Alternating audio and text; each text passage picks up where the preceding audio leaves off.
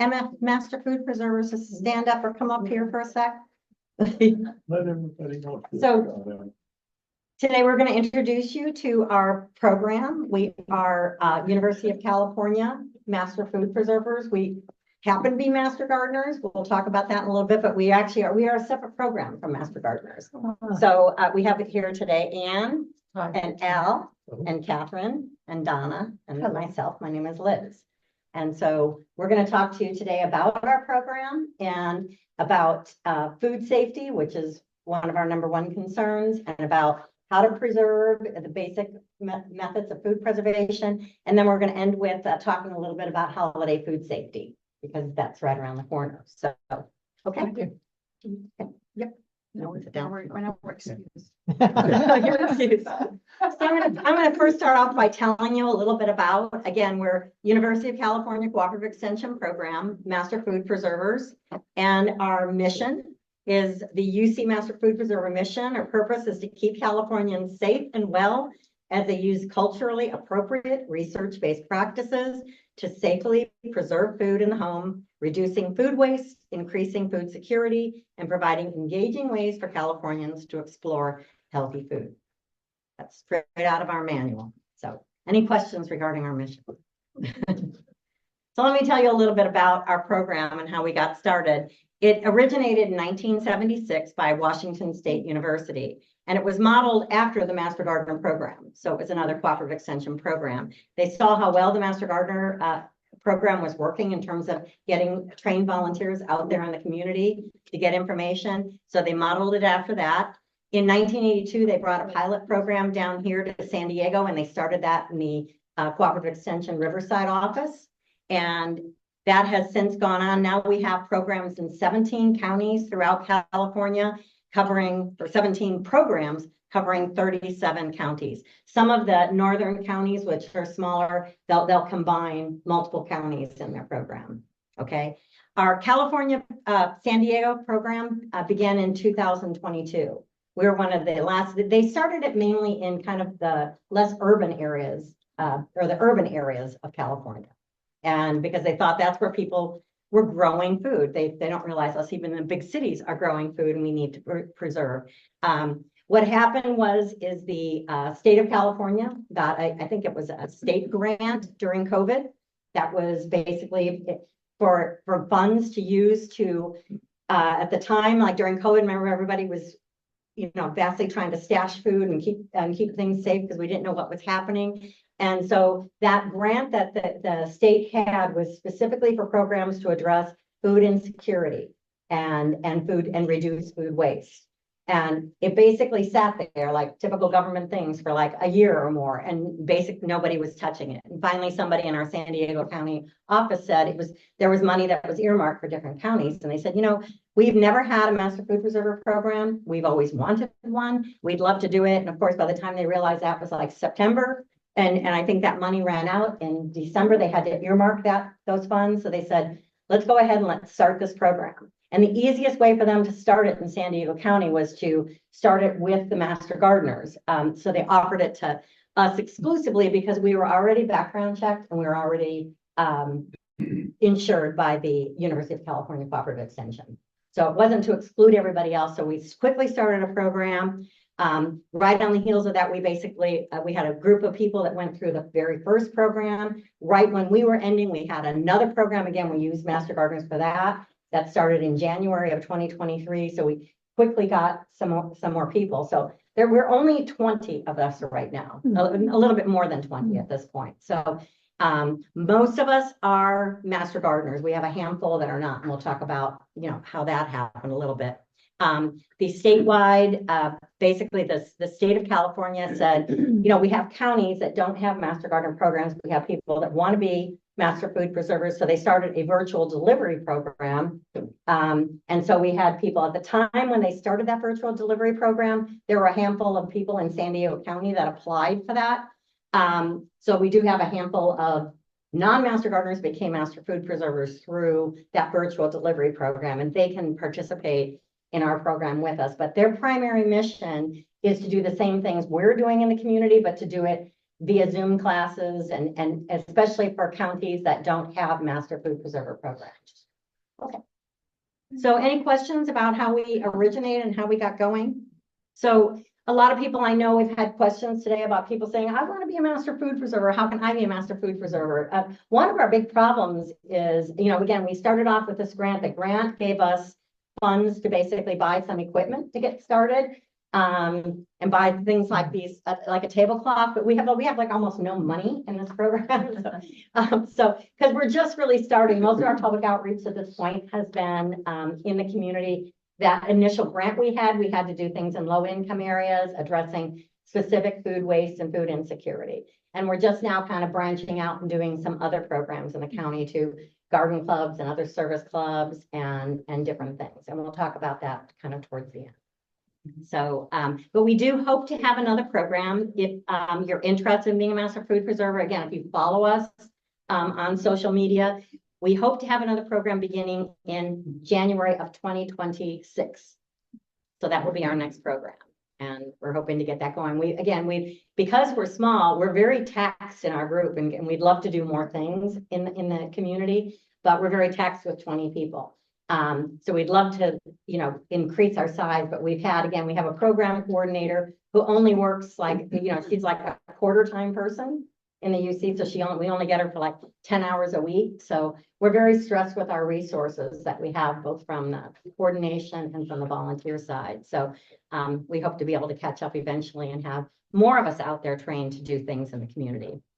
So what we're doing is we teach outreach and workshops out in the community on food safety, which is probably our number one. Also on food storage. How can you, basically take the things that you are growing in your gardens or buying at the stores and get them, for the longest, for preserving it for the highest freshness.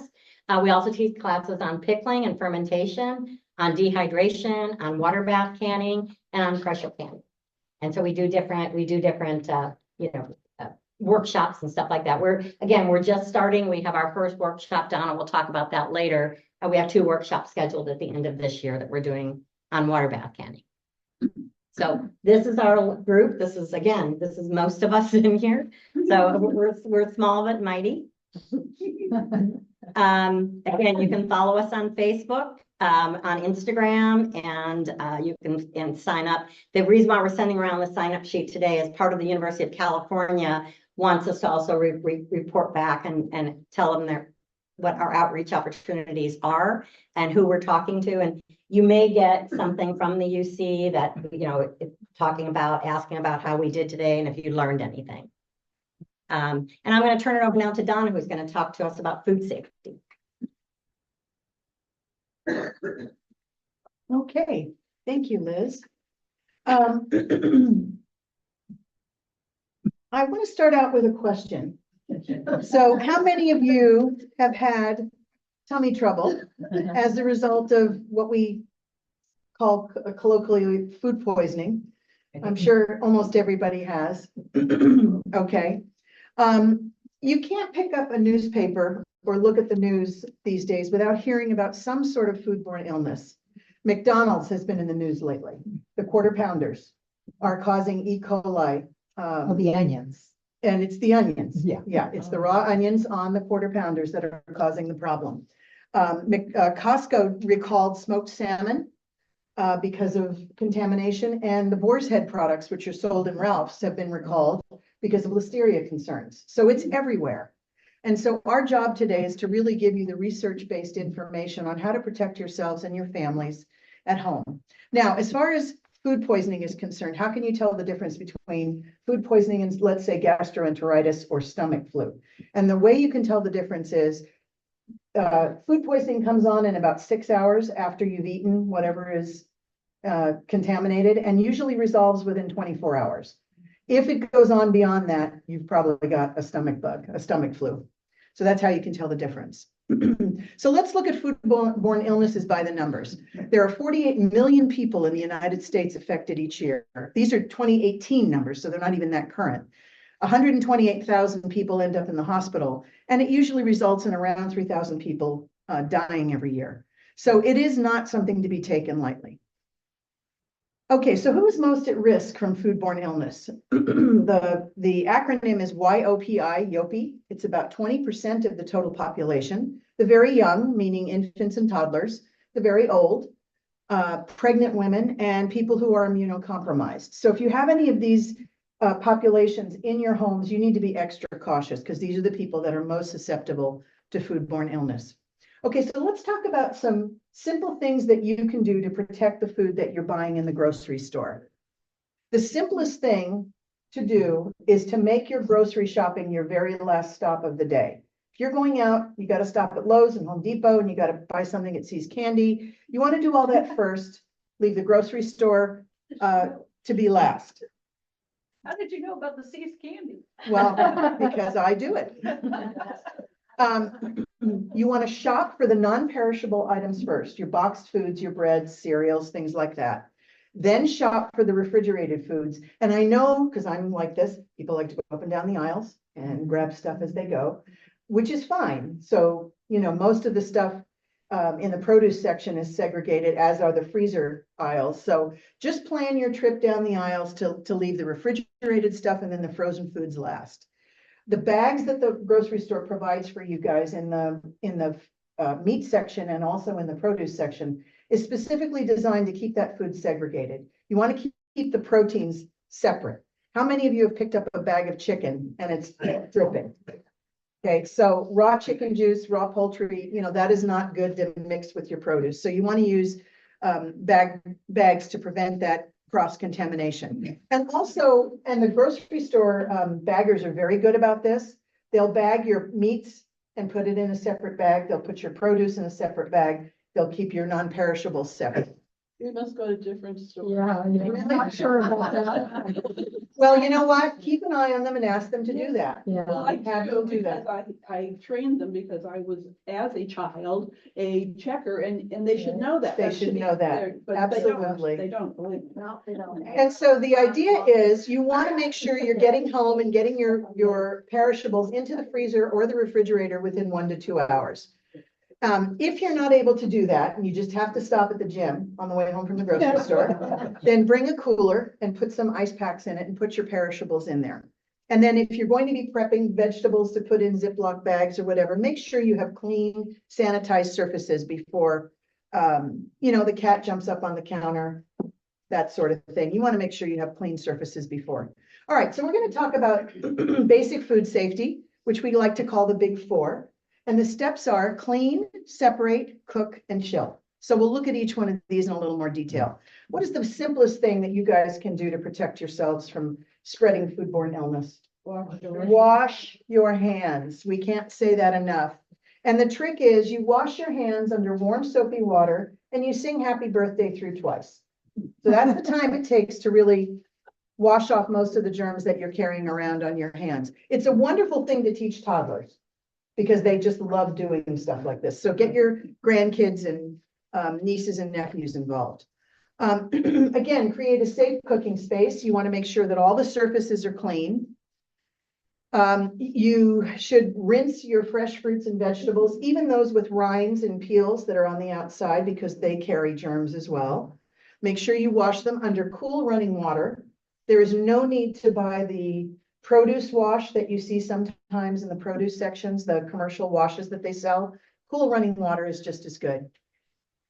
I've gotten into the habit since I became a master food preserver. I now rinse my cans under running water because I keep a lot of canned food in the garage. So if I bring in a can of tomatoes, it's full of dust. So get into the habit of cleaning those can lids before you open it. And then the most important thing is separate tools that are designed for and intended for each type of food that you're going to be cutting up and preparing. So you want cutting boards and knives separate. If you only have one cutting board and one knife, you need to wash that with warm soapy water in between. Make sure it's good and clean. Throw those things into the dishwasher. Most of those items can be put in your dishwasher, which has, the ability to sterilize them. Okay, next step is separate. So when you are preparing food, you want to keep things from touching each other. Again, especially raw meats and vegetables, separate cutting boards, separate tools. If you're putting food into the refrigerator, it's good to put it in a closed container or cover it with plastic wrap. You don't want food exposed, especially meats and things like that. Eggs, everybody knows, eggs need to be refrigerated, except for I've heard that if the eggs are coming right out of the chicken, I know a lot of people don't need to refrigerate those, and we don't really teach that, but I won't go into that in any more detail. And then serving it safely, make sure you're cooking food to the recommended cook temperatures. Okay, the next one is cook, heat before you eat. There is a thing called the danger zone. Okay, the danger zone is the temperature variation at which food can be most exposed to developing problems. And that's between 40 degrees and 140 degrees. And so the idea, that's why you see safe temperatures for cooked food between 145 usually and 165 degrees.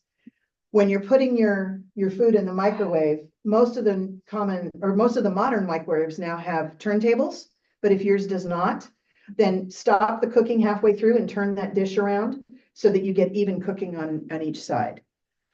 What's the best thing about making chocolate chip cookies? The dough. Eating the dough raw. So I've done it my whole life, but we tell you not to do that because raw dough with eggs and uncooked flour is just not safe. And then make sure that you are not eating undercooked foods in restaurants. It's a good idea to make sure that the food is fully cooked. And then lastly, the step is chill. There is an app. It's called the USDA Food Keeper app. You can get it at the app stores. And that particular app will tell you how long foods are safe to be in the freezer or in the refrigerator. When you're storing food in the refrigerator in containers or in Ziploc bags, you want to make sure you have air circulation. Don't pack that freezer so full. And I know we're all guilty of doing this. You pack it so full, because I've got a Butterball turkey in my freezer right now. They were on sale for 49 cents a pound at the new Amazon Fresh that just opened in town. For those of you who live close by, that price hasn't been around since 1970. I don't know what, but make sure you've got space to breathe around the food in your refrigerator. And the food thermometer, where did I put that? It's in the bag. Okay, so these are available. I think they sell them in packs of 3 at Amazon. This is a food thermometer, fridge thermometer. So just pop this in your fridge and you want to make sure that it's reading below 40 degrees. And then I have a couple in the fridge and I keep a couple in my freezer as well. And in the freezer, you want to make sure you are at 0 or below. If it's on the top shelf, isn't it different than? Yeah, it's going to read differently on the top shelf than on the bottom shelf. And so, you want to make sure that you've got, the food app will tell you, I think, where to put certain things in the refrigerator.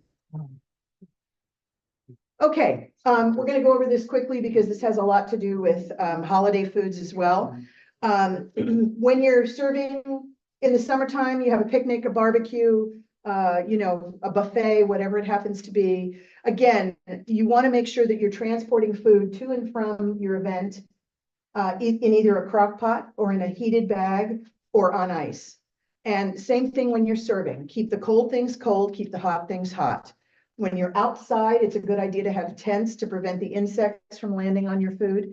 And again, make sure that you get the food either switched out or put away within 2 hours. If it's in the summer and it's above 90 degrees, you get 1 hour for that food to be safe to eat. Okay? And so let's just be careful out there. All right, I'm going to turn it back over to Liz, who's going to go over all of our different food preservations. I did that fast, didn't I? Okay, so I'm going to talk about food preservation. Donna talked a little bit about freezing things and cold storaging things and putting things in your pantry and the optimal thing. But what happens, Karen, when you've got 400%? You know, you sometimes you have that zucchini, you know, you have the tomatoes, they're beautiful tomatoes, but by the end of the season, people are starting to run when you come close by, right? So I'm going to talk a little bit about how do we take things and be able to store them for long term, especially fresh produce things. Okay. And this happened to us. We were actually, when we first, it was last summer, we got a call from an heirloom tomato farm up in Vista. And they said they were closing down for the season. And they still, and Ramiro Lobo, if any of you know him, he's the small farm advisor from the extension office. He was out there with them and they said, oh yeah, we're closing down. We shut off all the irrigation. He says, you still have a ton of great tomatoes here. And they said, yeah, but basically their market, it was the end of September, their market had dried up because they provided to a lot of restaurants.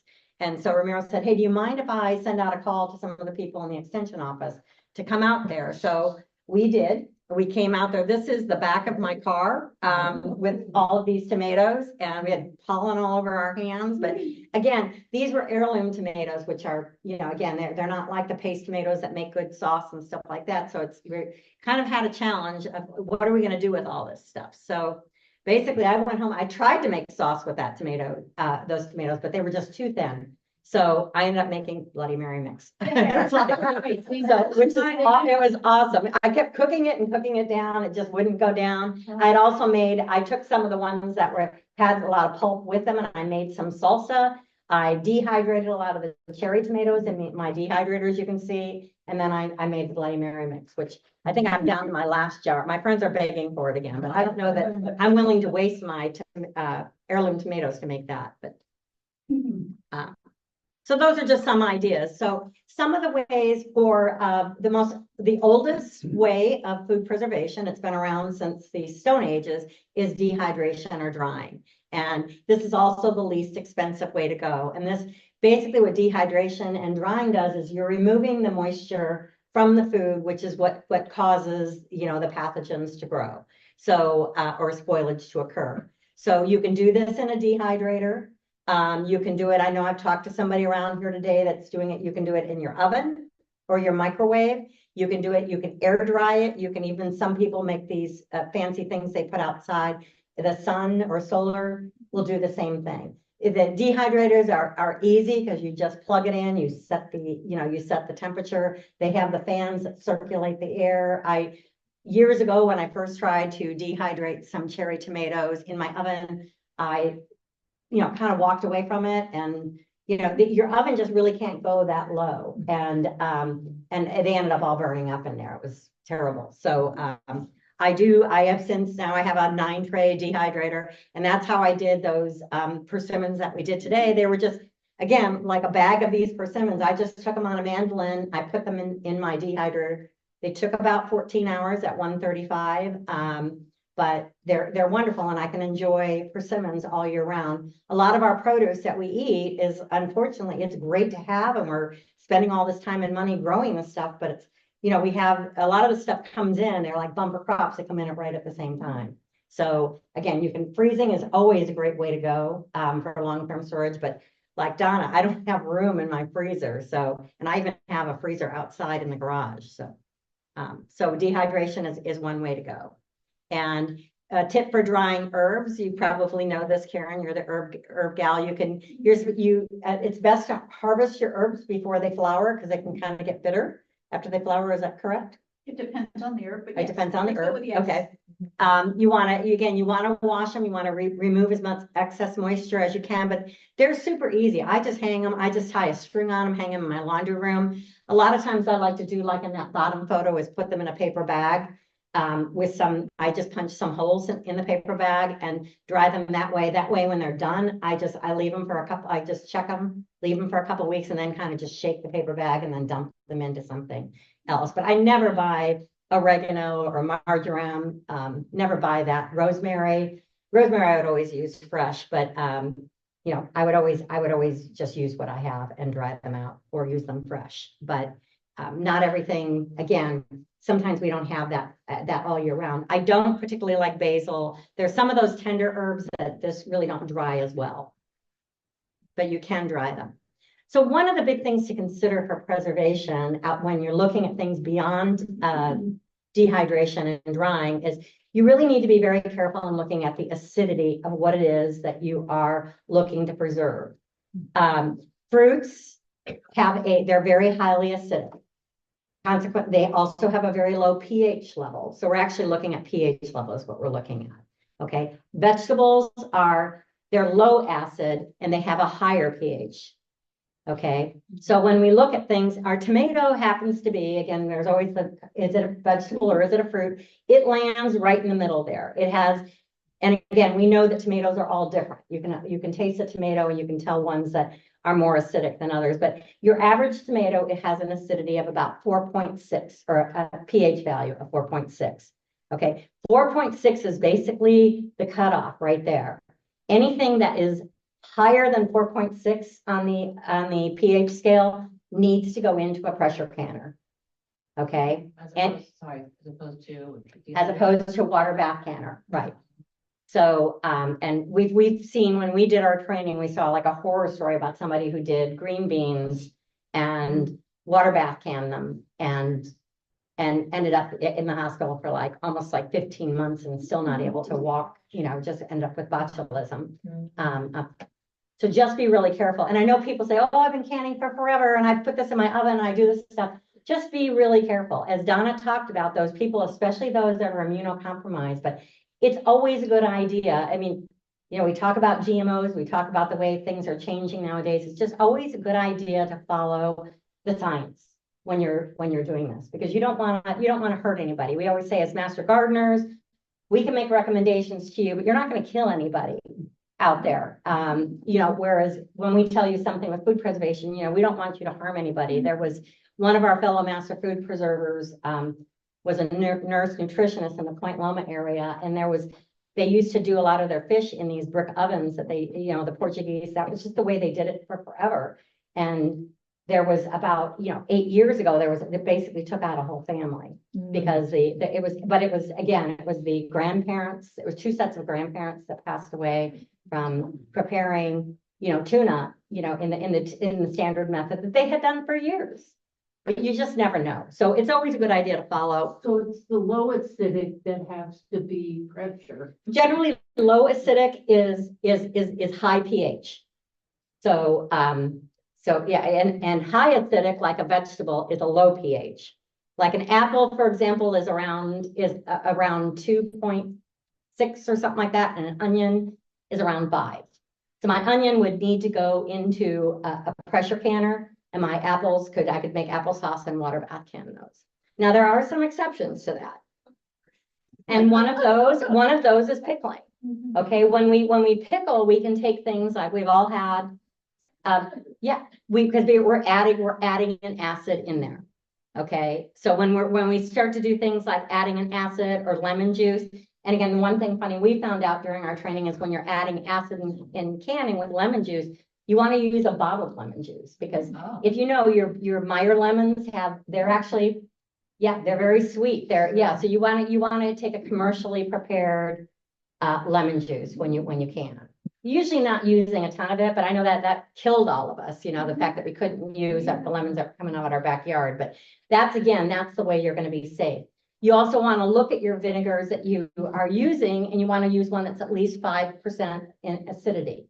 And it'll say that, like most of your commercially prepared white vinegar, you'll see it right on the front of the jar. Most of your cider vinegars that are not like the like small or large batch cider vinegars, not some of the the small batch ones that they're doing nowadays, but you'll see it. It'll be written on the jar. Okay. And there are some red wine vinegars that are above 5%, but most of your sweeter vinegars, like rice wine vinegar, is not. They're always low. And if it's not on the jar, then it's probably not 5% acidity. So just be careful of what Is there a way to test your own vinegar? No, unfortunately, like those little pH strips. Yeah. Yeah. You're just better off trusting the food scientists who put that label on the jar. Yes. How are you going to test the acidity of a vegetable or a vegetable or fruit that's growing in your? That's a great question. You're going to follow a reliable recipe. No, I mean, Yeah, you're not gonna be able to test it. So you're gonna follow, if you're doing anything with tomatoes, you're gonna follow a recipe that's coming from a reliable source, and I'll talk about that later. I mean, if we could grow exotic things like many of us in here do, I mean, how are you gonna know, for example, like a pineapple guava or something, or like it's a kiwi fruit. I'm trying to think of like a star fruit, for example. How would Yeah. I know? When they don't have recipes. There probably, if there's no recipe for it, then I wouldn't trust it. There are some exceptions. When I said most fruits are highly acidic, things like mangoes, bananas, figs are kind of right on the borderline. So you want to look at a recipe developed for, and we'll talk a little bit about where you're going to find those recipes. Is that why they asked, have you put lemon juice in some of your jams and? Yeah, absolutely.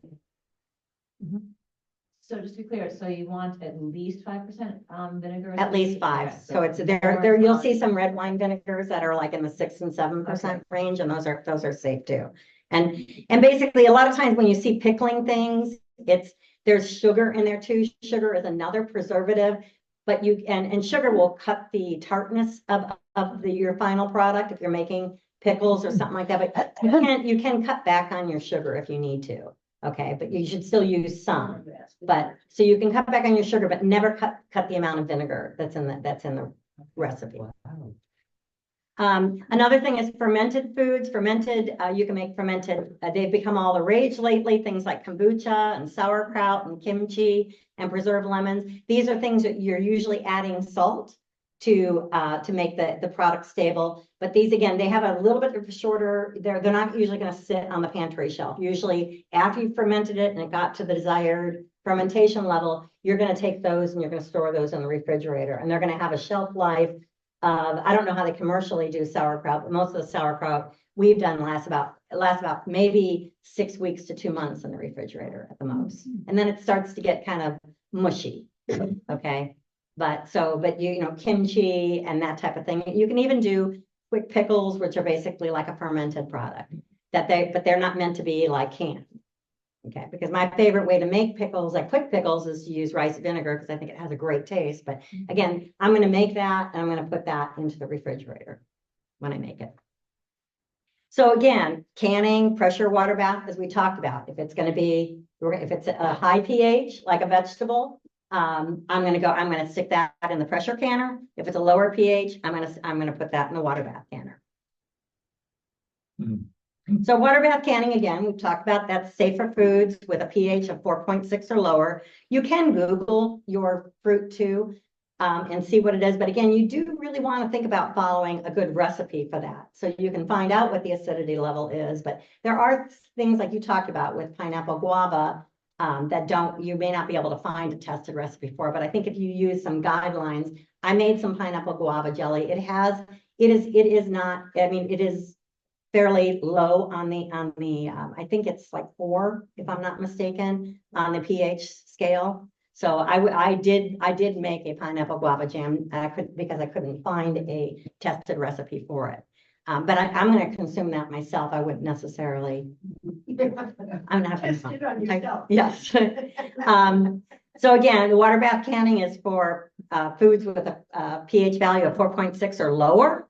They are fruits and foods that you can also add acid to. So you can make things like relishes and stuff like that with, again, you want to follow the recipe to do that, but they're adding acid in terms of vinegar. And then on a recipe, you'll always see one thing important is you adjust for altitude.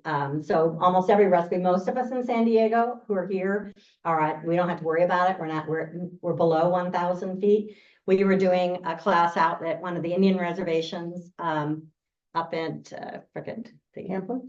No, we haven't been out to Campo, Oh, Palma Valley. And we were doing a recipe and we couldn't understand why our jam was not setting up. And then we're like, wow, it took forever for it to boil. And then we also didn't process it long enough. So our jam was really runny. So you want to take a look at that. After you've canned something, it can store for 12 to 18 months. And so this is all new to me. So are all jellies made in a water bath? It's sort of the same Yes, expression? Okay. yes. Making jellies, doing Almost all jellies. Our chutney that we have today was made in a water bath can. Okay. Okay. This is kind of a big game changer, these atmospheric steam canners. I was talking to some people, especially because we're getting older. You know, this is your water bath canner. I think this was handed to I think this came down from my father-in-law, gave it to me. He was a big, huge canner. These steam canners, we have fallen in love with these things. They are, the nice thing about it, you're only putting water right to this level right here. So you're only using about 2 inches of water in this pan. It has this dome, which basically secures on here. It captures the steam and it has like a little steam vent here, allowing the steam to escape. And it has a little valve up here on the top. So you could use these exactly like you use a water bath canner. So if it says process for 10 minutes, once it gets into this zone, like with water bath canning, if you've done it, you wait for the water to boil before you begin your processing time. You don't start it as soon as you put your jars in there. But with this one, as soon as it gets in the zone, you start your processing time right then. So, and it's, you know, obviously this thing weighs like nothing. Yeah. And it has like almost, you know, it has very little water in it. So we found like when we've been doing public demonstrations, we love it because it's just, so we're not dealing with all that hot water and trying to lug that thing in and trying to heat up all that hot water. Yes. What zone are you talking about? Is there something on the? On the very top of it, there is like there's a little gauge here. And once you get into the green black area, and you'll follow your manufacturer's instructions. But these just came out probably in the last 10 years or so, but they're very nice to use. Does the water boil away before you're done? No. And you can only use the atmospheric steam canner for things that are under 45 minutes. Absolutely. Okay. Which one is this? That's why they say 40. That's the atmospheric steam canner. Okay, atmospheric steam canner. Because the water will blow away after Okay. more and than now- 45 minutes. So Yeah. you can only use that if the processing time is under 45 minutes. Right. So that guarantees it's not going to boil away. What takes That's 45 right. That's the water canner. That's this. Well, usually when you're doing like tomato, if you're Water doing bath. tomato, if you have a recipe for like tomato sauce, or if you're making tomato salsa. Again, remember that tomato is right in that middle range. So if you're doing something with tomatoes, we're gonna get one in a minute. Show it to them and they get out of here. That has no water, yeah. That is a pressure. Pressure canner. Yeah, so usually something that would process around, like, there's very little that would ever go into a water bath canner that would process over 45 minutes. But when you're looking at like even tomato salsa, usually I think that processes for 40 minutes. So it is just barely in there. So I have never seen a recipe that goes over 45 minutes in a water bath canner, but they may exist. But Not long enough. Yeah. Sometimes Liz, quart jars take longer. That's what I'm sometimes saying. quart jars. Quart could take jars longer. require more time. Yeah, there's not a lot you process in a water bath canner using quart jars, and usually, you know, but there could be. I don't. Yeah, you do. You're scaring me. Yeah. We've talked a little bit. So pressure canning, the one that Karen just showed us, again, that is for foods with a pH 4.6 or higher. And again, tomatoes are kind of on the edge. So I know a lot of people, especially if they're dealing in an immunocompromised household, they just prefer to always pressure can when they're doing their tomatoes.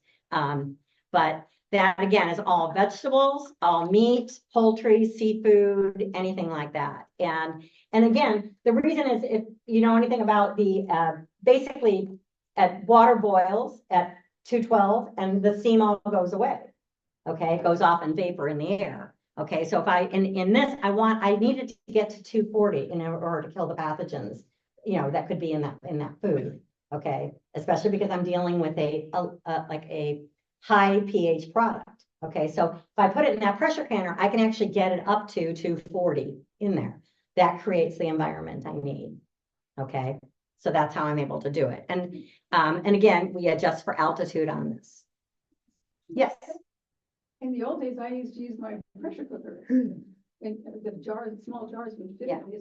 was that okay, or? did I just No. poison myself? Well, there's no, the disadvantage there is you don't have any gauge to really tell you, like, the pressure canner, actually, they have like, there's a weighted gauge and a dial gauge pressure canner, so it actually, you have to watch that, like, when I put it in a pressure canner, it takes me like 30 minutes for it to get to it, you know, when I put it in the pressure canner, it takes about 30 minutes. I don't fill, pressure canner, you don't fill like a water bath canner, you don't fill it up all the way. You only have to do a couple inches of water in there, like, well, probably 4 or 5 or 6 inches of water. You don't cover the jars like a water bath canner. But yeah, you have to watch those gauges. And that will tell you when you're at that, when you're at that level to ready to process. And then again, you go, most pressure canning is 25 minutes to 90 minutes in that, and that's when it gets to pressure. Okay. The disadvantage there is my mother is up in the Bay Area. She's 93 years old. Last year I made like a bunch of soups because for her and her husband, it was just a really convenient meal to make, but I didn't want to risk her, doing anything to my mother. So I made sure I processed it. Well, the downside is, the carrots in the soup are they're a little mushy because it processes for a long time. But hey, I know the product I gave her was safe to eat. So she never got sick. So again, talk about the importance of finding those scientifically approved recipes. Where do you find them? There's 2 books over here we brought in today. That one is So Easy to Preserve from the University of Georgia Extension Office. You can buy it online. National Center for Home Food Preservation also makes a booklet. USDA complete guide to home canning. Also, you can go to any of the extension offices. A lot of them have great recipes online. Ball canning is a great resource. They have a lot of recipes online. They have some great books online too. The only thing with Ball, we'll say, is some of their older books did not specify that you needed to use processed lemon juice. So they didn't specify that. They just say lemon juice. So all of the newer books now say that. What is the reason for the differential between the lemon juice and? It's that the acidity level is verified in commercial lemon juice. So you can check that with stuff you have at the house. Apparently the pH, they say don't trust those pH strips. So we've been told to tell Yeah, but people. they're in a range. So if Yeah. you're above that range, Yeah, we've been told to always use commercially processed. Or Yes, citric well, acid. that's the way to or sell citric it. acid. Does it really matter because you might be storing it for longer, but if you plan to eat it within the next couple of weeks, is it fine? Oh, yeah, if you plan to, yes, she was asking if I'm storing it for longer, I want to make sure, but if I'm planning to eat it right away. I mean, a lot of the recipes like this cranberry chutney, you could have made that recipe and just put that, allowed that to cool and put that right into your refrigerator. But we're doing it because we want it to go for long-term storage. Can you give me one of those jars of chutney? I have some recipes that are European and they have different, obviously, wildly different standards and instructions and everything Yeah. like that. Is there a conversion for? Not usually, no. In fact, I have like a booklet, the Italian food preserver. Have you seen that book? No, It's like, I it's scary. Knowing what I do. Again, it is probably safe. Like I told you earlier, what you're doing is, you said you've been doing it that way for 40 years. It's probably safe, but you just, it's like, this is an area where sometimes you don't want to you don't want to take chances. Sure. When something that you process, for example, it's done.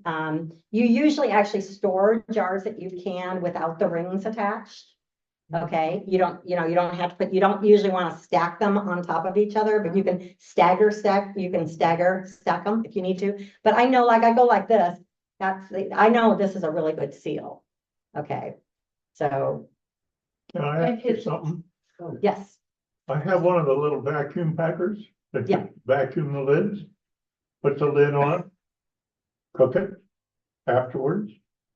Does that hurt anything? Or I use it for nuts and yeah, that's good for keeping, it's good for keeping the air out and yeah, absolutely, that's good for you know, like. give it a little bit of a lead. Yeah, I even do that with the things when I dehydrate, like when I Yeah. did my persimmons, I had a lot of Yeah. them. And so I have some to, in a jar to eat now, like the one that's out over there. I tried years ago some of the bigger persimmons. And I think it's 4 years, so they still look the same way. Yeah. I put that thing in. But you can also take a desiccant package, also a food safe desiccant package, and kind of throw that in with that. So you were gonna say don't stack because you want the lid to know if it pops and then you know if they're Yeah. so good? Yeah. So it gives you jelly that they made, but it's been popped. should you Lid, not- don't eat it. And that's the thing, if you hear it pop, then you know it's sealed. Yeah, if you hear it go down, it's. And I figure if it doesn't pop, I'm not eating. Well, it could be sealed, but you might not have gotten it hot enough to kill, just because it seals doesn't mean that you killed off all the pathogens in there. Because I could do a soup in a water bath canner and it'd probably seal because it got hot, but it would, it would be really unsafe to eat after like a week But or if you so. put it in the fridge, I mean, it's. If you put it in the Not that fridge, day, but yeah. anything that- But then we're not talking long-term. I mean, this is just really talking about long-term If it food does, if it preservation. fails, if you don't get the pop, then just, that's the one that goes in the fridge. Right. Yeah, and that you one eat it first. within a couple of weeks. Right, yeah. Yeah. So we always label and date our jars that we do. Again, rings off, don't stack. You want to put it in a cool temperature or under low light. And you usually want to use it within 12 to 18 months. I know I've seen things online. People say, oh, my grandparents did this on their wedding anniversary and we're eating it 40 years later. That's up to you. So I'll turn it over to Donna. We'll give you some tips on holiday food safety. These are all really good questions. And you know, the lids now don't hold up from acidic either. I noticed my lids are getting. Well, they have to be. You have to buy new. Yeah, and you never reuse lids either. You always toss them. Yeah, the rings you can reuse. Rings you can reuse, jars you can reuse, but the lids and, and they're getting up there in front. Everything went up during COVID. People really got into canning. It used to be the lids cost like nothing. And now they're like almost 50 cents each, so they're. I got old boxes that say like 36 cents. Yeah, and if you have old boxes of lids too, sometimes the rubber in them is it's gotten. It's degraded. Yeah, it's degraded, so they really, again, if I'm gonna put all that time into canning, I just, I am gonna use a good quality jar, I'm gonna use a good quality lid. And I'm gonna use a new lid, because otherwise Reuse them, make sure they're not chipped. the The jar. jars, Jars. yes. Yeah, always a good idea to re-inspect your jars before you use them. I realized that I did forget a couple of things in the beginning part of my presentation. So one thing I forgot to mention is most of us wear aprons when we're cooking. And most of us wear aprons because we want to prevent food from getting on our clothes. But the real purpose of an apron is to prevent the germs and things that are on your clothes from getting in your food. So keep that in mind, use a clean apron every time, and do take your apron off before you go to the restroom. A lot of people don't do that, but there are germs galore in the restroom. So you want that apron, leave it in the kitchen, go to the restroom, come back, you put your apron back on. Also, I talked about disinfecting surfaces, work surfaces before you prepare food. You can make your own home disinfectant using a 6% bleach it's 1 teaspoon of 6% chlorine bleach, not the oxygen bleach that you put in your washing machine, but 1 teaspoon of 6% chlorine bleach to 1 quart of water. You can put it in a spray bottle, and that's a very effective sanitizer for surfaces. I will say this, it does not last long. The bleach degrades within a couple of days. So you want to make a fresh bottle every time. It's pretty, you're only using a teaspoon of bleach, so I know people don't like throwing things away, but use a fresh bottle every time. Or fresh bleach solution every time. Does that work for the food bottle? It's just a gallon of bleach and you don't use it for it. It does degrade some. I know. It's just buy a small container of bleach, and we all do it. We've all got bleach under the sink that's been there for however long. Yep. Okay, this is a lot of repetition, so Just I'm know gonna, that you can use that same concentration when you just brought all your food home in your ice chest, And you can clean your ice chest with the Yes. same stuff. Good point, absolutely. I had to look this up for the fire department because they have ice in chests. And they needed to figure out how they needed to clean it. And I just called the CDC. Uh-huh. And that's what they told me, so. All right, so a lot of this is repetition, so we're going to skip through it. We've already talked about this. If you remember nothing else from what we've presented today, please commit, clean, separate, cook, and chill to memory, and you'll be safe. And that has to do with preparing, serving, and storing your food as well. Okay, so now we're getting ready to prepare our holiday meals. Again, we're cleaning, washing our hands and our surfaces. The biggest thing around the meal preparation and the holidays is thawing food, right? Most people buy a frozen turkey. You want to thaw your frozen foods in your refrigerator. I'm guilty of putting it out on the counter. We've done it. My grandmother did it for years. But the safest thing to do is in the refrigerator, if you can, allow at least, several days, if not more, depending on the size of your turkey. You can do it under cold running water in the sink. Make sure you've got that in a leak-proof plastic bag. And usually you need to replace that cool water after a couple of hours. I wouldn't recommend in the microwave because you always get parts that are cooked. And no matter how low you put that microwave, it doesn't work. But only do small amounts. You can't defrost the turkey in the microwave. And again, never thaw food by leaving it out at room temperature. We've talked about this before. Separate raw food from ready food. Use separate utensils. Make sure they're clean. Do not wash your poultry. This was a very new thing that came out in, I'd say, the last 5 years. Anybody have any idea why? Because it's spray. Yes, because as you're washing your poultry, all of the water spray is carrying all of that raw juice to other parts of your kitchen. Maybe you've got a thing of green beans sitting on the side of the sink. It kills me every time because I want to wash the poultry. Wait, what do you do then if you don't wash your poultry? Don't wash the poultry. You're gonna cook it. You're gonna, Those germs. you're gonna, I know, but we would salt it and then, soak it in salt water and then. Yes, but It's it's slimy if you don't. Throw some Clean it. sulfide in there. well, I would take paper towels and pat it dry. I know. Yeah, you can, that's an idea too. Take it to the laundry room and put it in a deeper sink. And then make sure you disinfect everything around it. Put it in the dishwasher. Yeah, put it in the dishwasher. There you go. Dishwasher. Put it in the rinse cycle. And then it's. Yeah. Rinse cycle, rinse cycle. As far as cooking your foods are concerned, if you haven't invested in an instant read thermometer, this happens to not be a ThermoWorks. I have ThermoWorks. They're very inexpensive. You can get them on Amazon. These are instant read thermometers. These will be your best friend because you stick the probe in. If it's not cook temperature, 145, 165, you need to leave it in. So invest in one of these. They will be your best friends. That runs $100. This one? About $90, I think. Well, no, mine was $19.99. Oh, but that one. This one, I don't know how much this was. Those This- are the ones we bought for the Indian reservations. They were really nice. Yeah. They get- Okay. They get expensive. Well, check that the one needs a battery ThermoWorks is the brand that I have.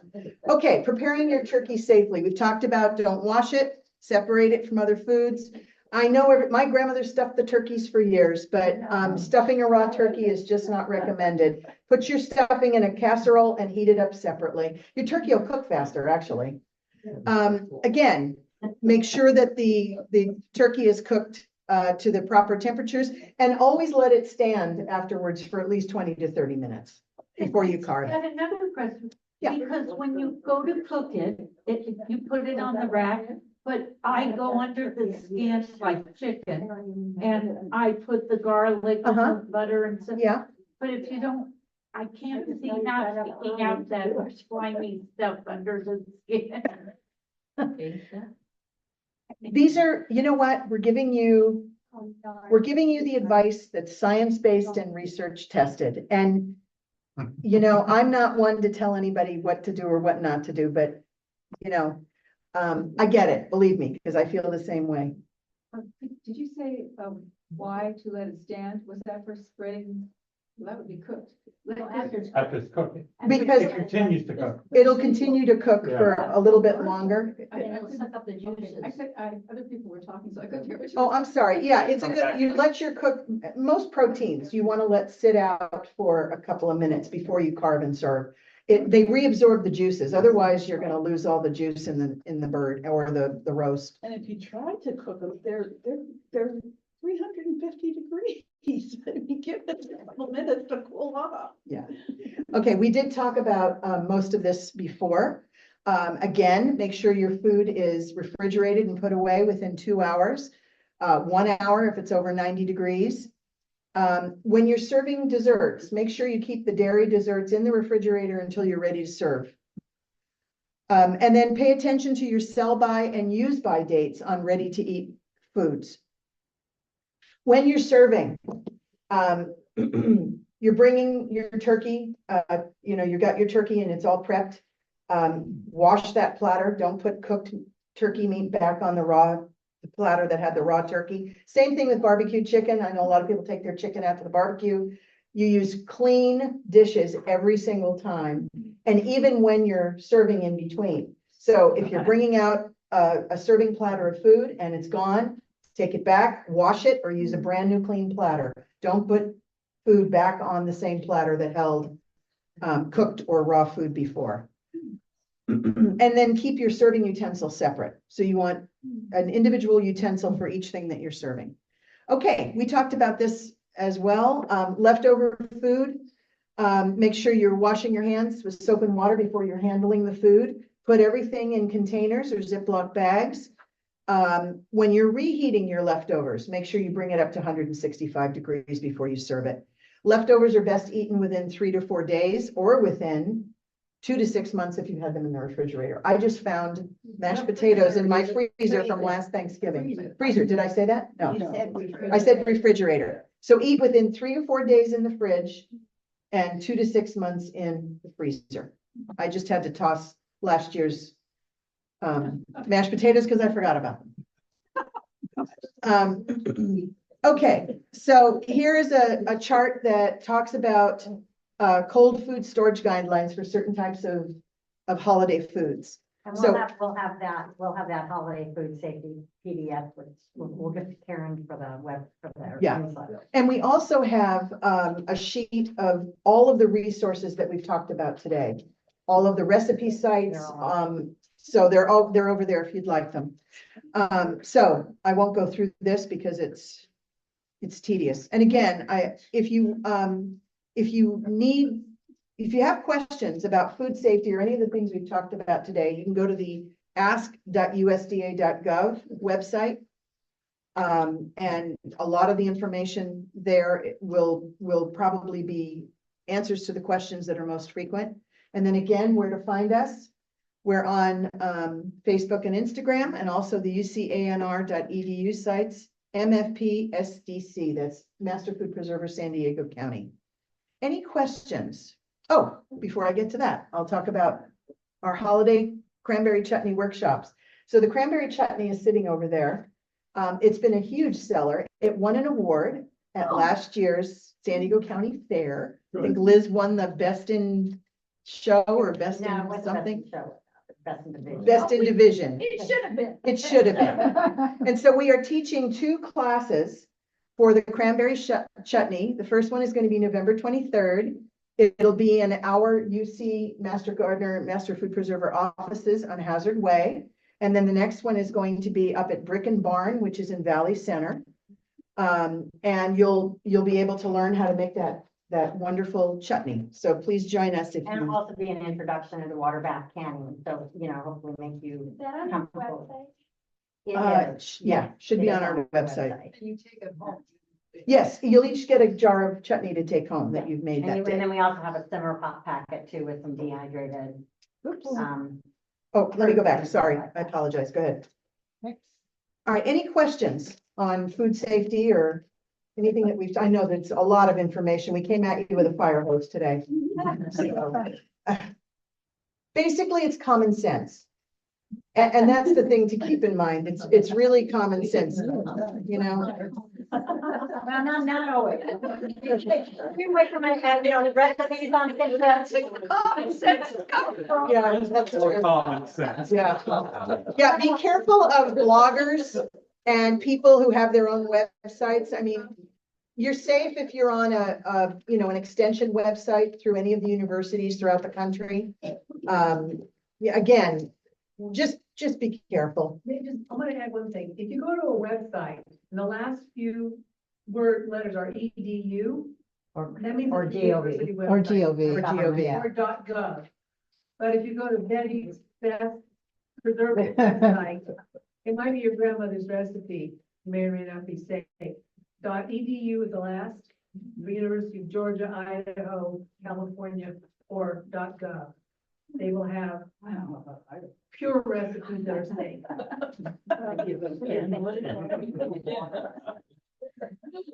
So we thank you for letting us come and share our knowledge with you today and, Do you have applications to become a master food preserver? No, they will, Online. if you follow us online, again, you should be looking like September, October-ish Of next year.